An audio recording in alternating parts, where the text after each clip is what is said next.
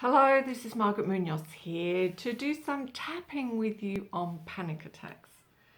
Now, I know for myself just how diabolical panic attacks can be. Unfortunately, from personal experience, I also know that there's a whole range of complex causes, including even your structural anatomy. But I'm not going to go into those today. In this video, I just want to focus on three specific aspects of experiencing panic attacks in the hope that that will help you regardless of the cause or what's happened for you in the past. So first of all, we're going to tap on the first panic attack. Now, if you're watching this video, you've probably already had a panic attack, and that first panic attack can be so scary because you've got no idea of what's happening. So I want you to think back to that first panic attack, and as we tap, I'm going to give you an opportunity to fill in your own symptoms, because EFT always works better when we're most specific.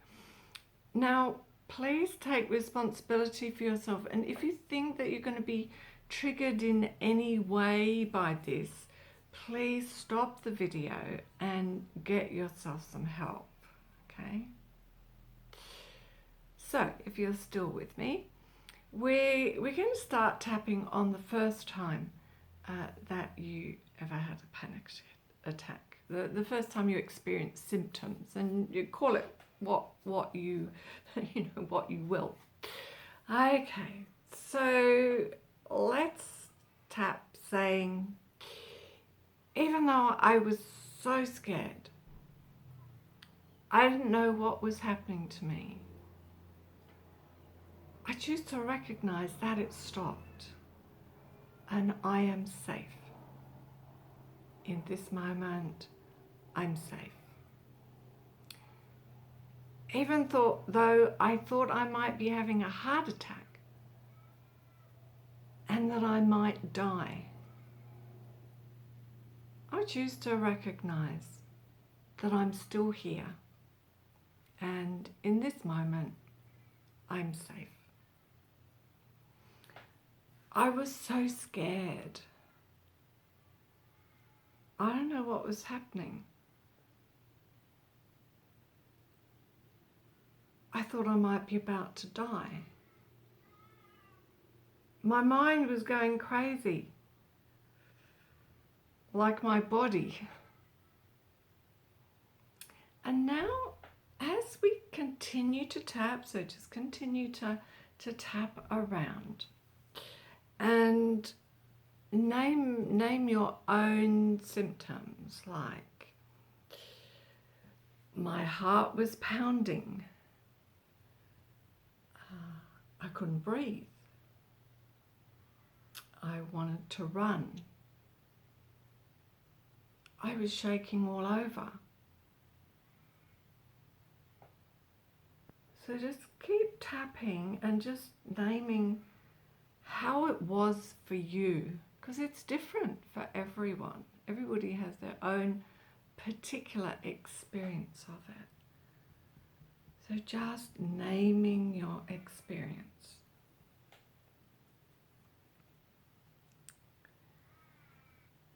And then we're all going to tap together. I recognize that it stopped. I'm still here. In this moment, I'm safe. It was absolutely horrible, but I got over it. I'm safe now. In this moment, I'm okay. And that's what's important.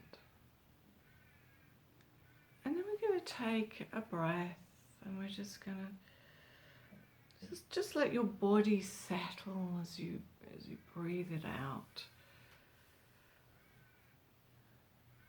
And you may need to do that a few times, tap around on that first time, looking at different aspects of it, things that you might have forgotten, until you can look back on it and feel that you've tapped out like all that fear, all that not knowing what was happening, not knowing what on earth was going on. So you've tapped that out and can really free yourself from the memory. So what happens frequently when you've had a panic attack is, because it was so horrible, you start fearing that it's going to happen again, and then you don't know when it's going to happen. And so this sets up this fear of the fear, and eventually you get, and you may already have been diagnosed with panic disorder. And so we need to look at what's really going on, and we're going to tap now on the fear of having another panic attack, the fear of that horrible feeling. Okay, so let's tap on that now. So just following me around. Even though I'm really scared that I'll have another panic attack because it was so awful, I choose to love and accept all my feelings.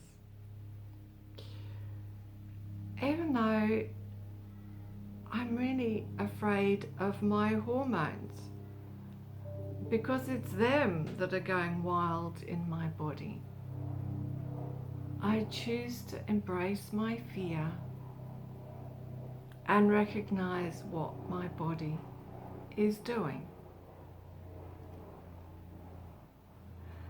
When my body has a panic attack, some people might like to call it an anxiety attack, my mind doesn't know what's going on. But what is going on is that stress hormones are being released, and they're creating all these sensations in my body.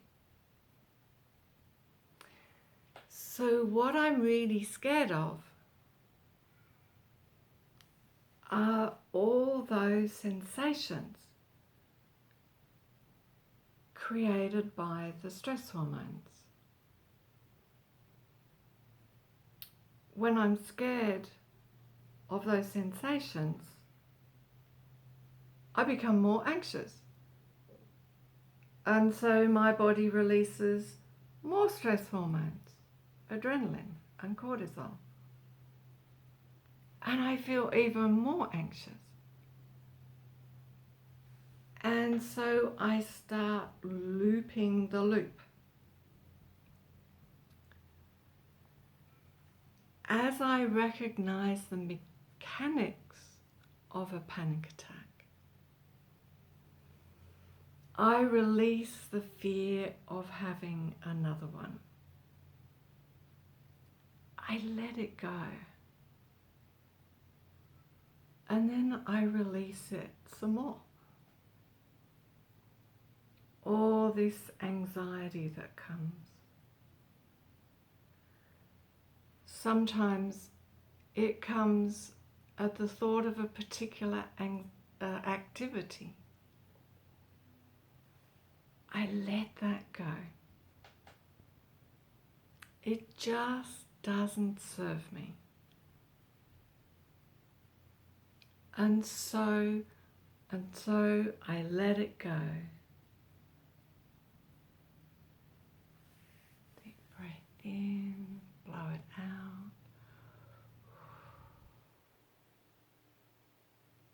It's funny, Now, I'm so used to, when I tap with people, I tap on my wrist instead of the top of my head, because I figure we'll get frozen shoulder if I do that. So sometimes when I'm doing videos, I forget to tap on my head. So just tap wherever you want to go. So just notice any resistance in your body. Do you still feel anxious? In which case, keep tapping on that. Keep tapping on the fear. I might have another one. And what you fear might happen if you have another one, or where you might have another one. So just keep tapping that out. So thirdly, I'd like to give you a few pointers on actually handling a panic attack that I found really useful.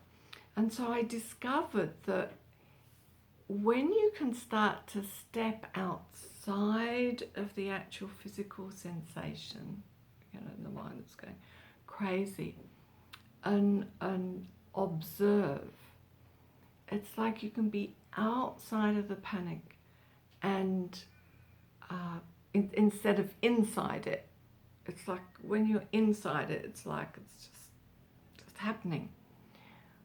But if you can get to a point where you can go, okay, I'm having a panic attack. This is what my panic attack looks like. I get this, pounding heart, or I get this, shaking legs, or like whatever it is, or this terrible feeling in my stomach, or I can't breathe. So you notice those are the sensations. And so you can you can tell yourself, first of all, that you know that this comes to an end. Panic attacks do not last forever, fortunately. And what is it that you need to do? Do you need to just regulate your breathing a bit? Do you need to do some tapping?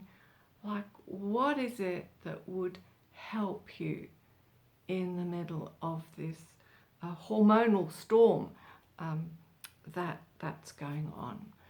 You might want to have something like Bark Flower Rescue Remedy on hand. Take a few drops of that. That's always a great thing to have on hand.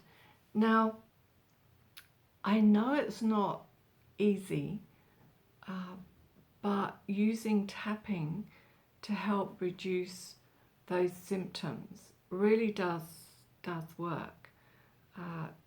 It's been proven, research has shown that it reduces cortisol level and it calms down the amygdala, where all this flight-fight response is happening. So I do hope that's of some help to you, and please get in touch with me if you need some more help. You can visit me at tangibleresults.com.au. Bye for now.